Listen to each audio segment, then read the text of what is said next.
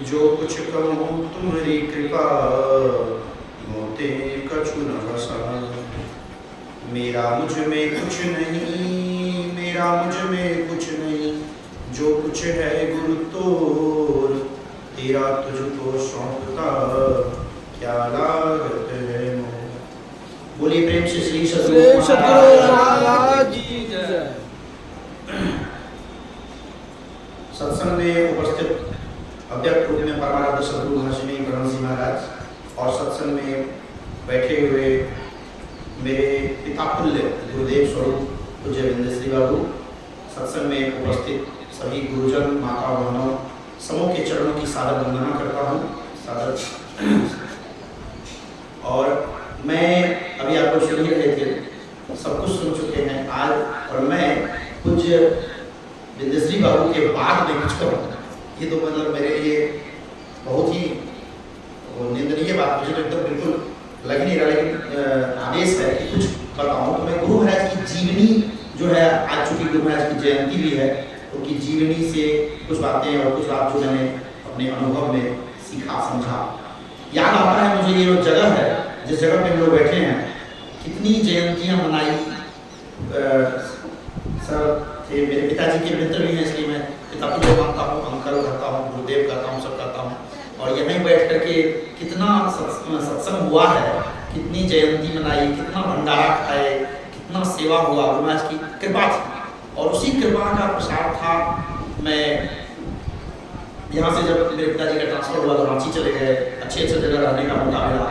और अभी मैं असिस्टेंट कमिश्नर जीएसटी मधेपुरा का जीएसटी जो होता है वो देखता हूँ। इससे पहले मैं रेल मंत्रालय में था, यहाँ तो कुछ भी नहीं, रेल मंत्री, जो रेल मंत्री भारत सरकार है, उनके साथ में बजट बनाता था। वो जो बजट पढ़ते हैं, आपने देखा होगा, बजट पेश करते थे पहले, तो अब तो बजट पढ़ हो गया है।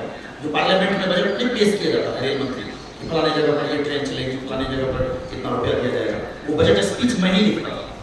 मैं लिखता था और उसके बाद वो पार्लियामेंट में वो प्रस्तुत करते थे। मैं मतलब रॉ मटेरियल कलेक्ट करता था पूरे ऑल इंडिया से और उसको लिख करके प्रस्तुत करता था। मतलब रेल मंत्री जी के साथ रहने का मौका मिला। तो सर जो बोलते हैं, और बचपन से जो मैंने सुना है, वो एकदम 100% फैक्ट है। आप प्रधानमंत्री क्यों न बन जाए, राष्ट्रपति क्यों न बन जाए, कुछ भी बन जाए, अगर आप संत के चरण में नहीं गए तो समझिए कि जीवन व्यर्थ है। मैं रेल भवन में था तो मतलब एक आईएएस क्या कहें, लगभग सैकड़ों की संख्या में आईएएस होते थे। सारे लोग पूरे भारत के हेडक्वार्टर था, हर एक केबिन में आईएएस ऑफिसर, आईएएस समझ रहे हैं, सबसे बड़ा पदाधिकारी होता है। जो यहाँ पर मधेपुरा जिला में एक है, कोई एक होता है तो डीएम बनता है। रेल भवन में जाइएगा, रेल मंत्रालय में, तो वहाँ हर केबिन में आईएएस बैठा हुआ है। उन लोगों के साथ रहने, बैठने, उठने, खाने पीने का भी मौका मिला। और जो बजट वाली रात होती थी तो रेल मंत्री जी के साथ खाना होता था। मतलब मैं बताऊं, सब लोग बेचैन है, व्याकुल है, माया के, मतलब कहा ना कि गोस्वामी जी ने लिखा ना कि माया के नचाने पर एकदम विवश है, नाच रहा, बेचैन है। और अपने आप को सौभाग्यशाली समझता हूँ कि गुरु महाराज का ज्ञान मिला, जो उस बीच में रहकर भी गुरु महाराज की यथाशक्ति ध्यान भजन सेवा करता था। वहाँ भी रहता था दिल्ली में, तो मेरे आवास पे भी हम लोग सत्संग करते थे। बहुत सारे विद्यार्थी जुटे हुए थे, वहाँ सत्संग में आते थे। एक सत्संग समाज दिल्ली नाम का ग्रुप बना, जो शायद व्हाट्सएप पे जो ग्रुप है वो सबसे पहला ग्रुप था। उसके पहले कोई ग्रुप ही नहीं था, फिर धीरे धीरे बहुत सारा ग्रुप बन गया। और जब मैं वहाँ भी रहता था तो मतलब आपको बताऊँ, आप ये बात तो जानते ही हैं, सब तो सुनाते ही हैं, लेकिन मैंने फैक्ट में देखा है, जितने ऊंचे पद पे जाते हैं लोग, एक तो उतना पहला अभिमान हो जाता है, होना ही है, चाहे कितना ही विद्वान हो, कितना ही विद्वान हो, क्योंकि वही है ना, आदि भौतिक विद्वान है, अध्यात्म का ज्ञान तो है नहीं। उसको तो सबसे पहले इतना ईगो और इतना घमंड है कि उसी को सब कुछ समझ रहा है। वो सोच रहा है कि हमसे बड़ा तो कुछ है ही नहीं, चाहे जितना ही ऊंचे पद पे चले।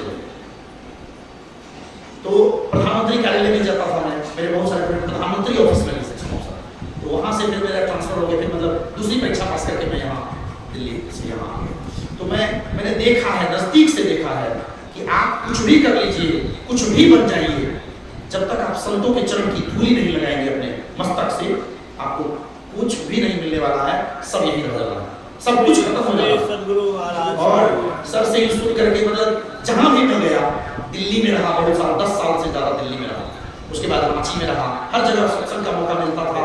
पूज्य बाबा साईं स्वामी जी महाराज आते थे तो मैं साईं बाबा को लाता था, मन संचालन करता था।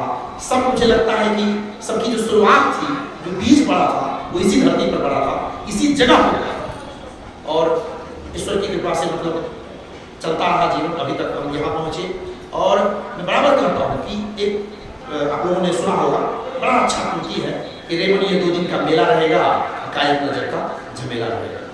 रेमन ये 2 दिन का मेला रहेगा, कायम न जग का झमेला रहेगा।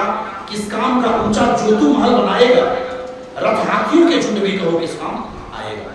तू जैसा आया था वैसा ही चला जाएगा, तेरे सफर में सवारी के खातिर लकड़ी का रेला रहेगा। रेमन ये 2 दिन का मेला रहेगा। अंत में तो लकड़ी का रेला नहीं जाना, अब प्रधानमंत्री काहे नहीं बन रहे, राष्ट्रपति काहे नहीं बन रहे, कुछ भी बन जाएंगे, क्या पद है, वो पद समाप्त होगा, कोई पूछने वाला नहीं। आप देख लीजिए, अभी नरेंद्र मोदी जी है, अब पहले के प्रधानमंत्री थे ना डॉक्टर मनमोहन सिंह, है कि नहीं? आप जाके देखिए अभी मनमोहन सिंह, कोई मिलने वाला नहीं, कोई मिलने नहीं जा रहा। तो वो तो पद है, उस पद के कारण लोग उनको आदर सम्मान देते हैं, एक पावर और शक्ति मिलती है उतने देर के लिए। लेकिन यही लोग नहीं समझ पाते, हम शरीर को ही जो मैं समझ लिए। संत मत कहता है और गीता भी कहती है, साईं बाबा बराबर कहते थे साईं स्वामी जी महाराज के वचन में, इस शरीर को मैं समझना ही सभी पापों का जड़ है। हम समझ लिए हैं कि इस शरीर ही है मैं, जबकि हम तो कुछ और है, विशुद्ध चेतन आत्मा है। और इस शरीर तो कुछ दिनों का साथी है, फिर शरीर समाप्त होगा और फिर दूसरा शरीर मिलेगा। गीता है, गीता में कहते हैं वासांसी जगरानी यथा विहाय नवानी गिरनाती नरोहरानी तथा शरीरानी विहाय जिन्ना न संयाति नवानी थी। सब जानते हैं चिंतन के मतलब आप लोग सब कुछ सुन चुके हैं। मुझे लगता है कि मेरा बोलना बिल्कुल निरर्थक है और कुछ श्री के बाद मैं बोलना नहीं चाहता, मैं सिर्फ इतना कहूँगा वही वाली पंक्ति कि अंत में तो लकड़ी का रेला रहेगा, रेवल ये 2 दिन का मेला रहेगा। समझा गए उपदेश हरिश्चंद्र कृष्ण और राम, धन तो नहीं रहती रह जाते हैं सिर्फ नाम। छूटेगी तेरी संपत्ति यहाँ की यहीं पर, तेरे कमर में ना अधेला रहेगा। रेवन ये 2 दिन का मेला रहेगा। अगर कमर में भी कुछ पहने हुए हैं कीमती तो वो भी खोल लिया जाएगा। आप किसके लिए जमा कर रहे हैं? बड़ा अच्छा कहा है इसमें, सखी है खोली लेता कानहू के सोना। आप लोग भजन गाते हैं, सब लोग गाते हैं, सखी है खोली लेता कानहू के सोना, सुंदरतम मिट्टी होगा। तो सुंदरतम पाए के क्या करें? सुंदरतम पाए के हरि के भजन करा। एकमात्र अनुपम फल गुरु महाराज की जीवनी से 2-3 कुछ बातें आप लोग जानते ही हैं। वैशाख शुक्ल चतुर्दशी में जो अभी हम लोग प्रवचन पढ़ रहे थे, गुरु महाराज का जन्म हुआ। बचपन से ही भक्ति का संस्कार था। पूर्णिया जिला स्कूल में पढ़ते थे, पढ़ने में मेधावी थे, लेकिन मन तो लगता था अध्यात्म की जो वैराग्य था बार बार प्रबल होता था। परीक्षा भवन में बैठे थे, परीक्षा भवन संक्षेप में बताता हूँ, सब लोग आप जानते हैं। आज गुरु महाराज की चूंकि जयंती है तो कुछ चर्चा अवश्य होनी चाहिए। और परीक्षा के दौर में ही परीक्षा में प्रश्न था कि बिल्डर्स कविता चलती थी किताब में। बिल्डर्स कविता की 4 पंक्तियां, quote from memory the poem builders and explain it in your own English. Builders कविता की 4 जो पंक्तियां हैं लिखिए, 4 लाइन, और अपनी अंग्रेजी में इसकी व्याख्या कीजिए। गुरु महाराज ने लिखा, for the structure that we raise the time is the materials build, our todays and yesterdays are the blocks with which we build. और यही पंक्ति लिख करके और उसकी जो अंग्रेजी में व्याख्या किए, व्याख्या में सार व्याख्या का जो अनुवाद है वो ये था, जिस तरह से हम लोग मकान बनाते हैं तो उसमें ईंटा लगाते हैं। अगर 1 नंबर का ईंटा दीजिएगा तो मकान अच्छा बनेगा, घटिया ईंटा दीजिएगा 2 नंबर 3 नंबर का तो मकान भरभरा के गिर जाएगा, अच्छा मकान नहीं बनेगा। उसी तरह जीवन रूपी मंदिर, जीवन रूपी मकान को बनाने के लिए हम सुकर्म रूपी ईंटा अगर लगाएंगे तो हमारा मंदिर, जीवन रूपी मंदिर भी सुदृढ़ बनेगा। और अगर गलत कर्म करेंगे, कुकर्म रूपी ईंटा लगाएंगे तो मंदिर जो है जीवन का भरभरा के गिर जाएगा। तो अब प्रश्न है कि सबसे सुंदर सुकर्म क्या है, सबसे श्रेष्ठ सुकर्म क्या है? तो सबसे श्रेष्ठ सुकर्म है ईश्वर का भजन। ईश्वर के भजन से बढ़कर के सुकर्म कुछ है ही नहीं। आप संसार में परोपकार कर रहे हैं, समाज सेवा कर रहे हैं, उससे भी बड़ा चीज है। कभी जब विस्तार से चर्चा होगी तो आपको सुनेंगे। तो कहने के बात है कि सबसे सुंदर कर्म क्या है? ईश्वर का भजन। और मैंने लिखते लिखते यही परीक्षा के पहले लिख दिया था, देह धरे का ये फल भाई, अब भजिए राम सब काम है। सब लोग बात उसका मतलब है गोस्वामी तुलसीदास जी ने जो लिखा है, देह धरे का यही फल भाई, भजिए राम सब काम है। सोचिए कितनी सार बात है पंक्ति में। इस मनुष्य शरीर को पाने का एकमात्र फल है, देह धरे का यही फल भाई, एक के फल है मनुष्य शरीर को पाने का। क्या? सब कामों को छोड़ के हरि का भजन किया। और हम लोग सब कामनाओं को, सब इच्छाओं को छोड़ करके ईश्वर का भजन किया।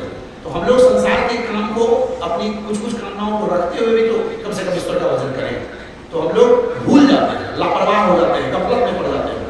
तो इसलिए इस बातों को समझना है। फिर गुरु महाराज वहां से निकले 5 साल, 4 जुलाई 1904 ईस्वी को परीक्षा भवन से निकले थे और 1909 ईस्वी में जाकर के बाबा देवी समाज का दर्शन हुआ। उसके पहले पूरी जीवन चरित्र आप जानते हैं। राजेंद्र बाबू से उन्होंने कुपाघाट में, भागलपुर में माया में दीक्षा लिया।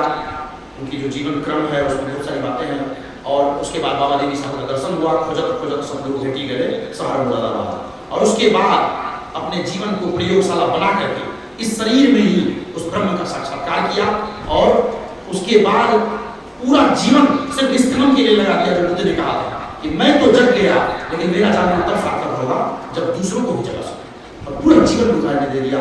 100 वर्ष से भी अधिक इस भौतिक शरीर में, इस पंच तत्व के शरीर में रहे और पूरे जीवन आप जानते हैं क्या किए और ईश्वर बन गए। तो वो उनका जो और मूल बात उन्होंने जो सिद्धांत बताया और लोग सत्संग में रोज गाते भी हैं, सत्संग नित और ध्यान नित रहिए करत संलग्न हो, अब विचार छोड़ी में साइंस यही पंक्ति सार है। बाकी सारा उपदेश हम लोग बहुत देर से सुनी रहे हैं। तो अंत में उसको पैराग्राफ को समाप्त करता हूं कि कमर में अधेला रहेगा, अरे 2 दिन का मेला रहेगा। साथी होंगे मित्र गंगे के जल बिंदु पान तक। जब लोग मरने लगते हैं तो कहा जाता है कि मुंह गंगा का जल डालिए, सब लोग आते हैं सगे संबंध। साथी होंगे मित्र गंगे के जल बिंदु पान तक, अर्धांगिनी बढ़ेगी तो मकान तक, परिवार के लोग भी चलेंगे तो शमशान तक, और बेटा भी हर निभाएगा तो अग्निदान तक। इसके तो आगे भजन ही है साथी, हरि के भजन में अकेला रहेगा। तो समझ ही गए सब कुछ छोड़ करके जाना है। तो इसलिए और कब जाना है, आश्चर्यजनक बात यह है कब जाना है ये भी नहीं पता। मेरे हम जिस आवास में रहते थे यहाँ मधेपुरा में, सर को शायद पता होगा, हम लोग यहाँ जब रहते थे, मुझे इलेक्शन वाले दिन ही पता चल गया था। 7 मई को चुनाव था, सुपौल में एक प्रिजाइडिंग अफसर की मृत्यु हो, प्रिजाइडिंग अफसर जो बूथ पे जाते हैं। अब बाद में पता चला कि जिस मकान में मैं रहता था उसी मकान वाले का बेटा था, जहाँ हम लोग नहीं रहते, और वीडियो साहब थे उनका बेटा। बताइए, एकदम अभी मरने की कोई अवस्था नहीं है, प्रिजाइडिंग अफसर है, जा रहा है इलेक्शन कराने और वहीं पर हार्ट अटैक आया। हाँ, यही मधेपुरा में मैं जब रहता था उसी मकान वाले के। सोचिए कब कहाँ जा रहे हैं, क्या होगा कहना मुश्किल है। ऐसे में हम लोग किस बात का भ्रमण और किस बात का ये, इसलिए जितना से ज़्यादा समय हो सके ईश्वर के भजन के लिए निकालिए। और कैसे करना है सब गुरु महाराज ने सबको सिखाई दिया है। तो मुझे लगता है कि मेरा समय भी समाप्त हो, मैं अपनी वाणी को